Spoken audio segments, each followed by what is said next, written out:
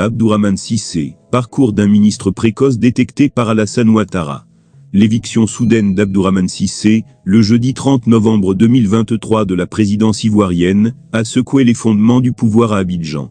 Après une ascension remarquable, sa démission selon Jeune Afrique a plongé l'exécutif d'Alassane Ouattara dans la perplexité, déclenchant une série de spéculations et de révélations sur les dynamiques politiques en cours. Le jeudi 30 novembre 2023, un décret présidentiel a scellé la fin du mandat d'Abdourahmane Cissé, occupant le poste stratégique de secrétaire général de la présidence depuis mars 2021. Cette annonce, rapportée par Jeune Afrique, dans le sillage de l'éviction du Premier ministre Patrick Hachi, a redessiné les alliances au sein du cercle restreint d'Alassane Ouattara. Les relations tendues entre Abdourahmane Cissé et Patrick Hachi ont été un facteur clé, entraînant des rumeurs quant à ses ambitions politiques, espérant un retour au gouvernement, en tant que ministre de l'économie voire Premier ministre.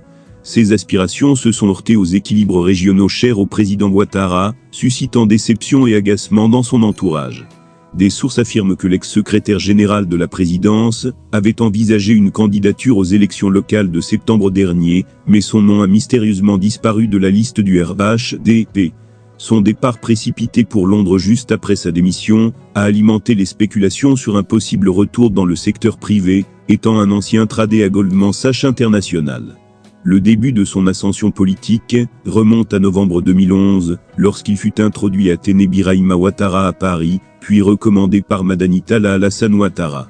Son intégration au cabinet présidentiel en 2012, en tant que conseiller économique, avait été le début d'une ascension fulgurante, gagnant rapidement la confiance du chef de l'État. En 2013, à seulement 32 ans, il devient le plus jeune ministre du gouvernement, chargé du budget et de l'État, mais ses choix financiers orthodoxes lui ont attiré des critiques internes, retardant certains grands projets. Malgré ces désaccords, il était soutenu par le président Ouattara et Gon Coulibaly.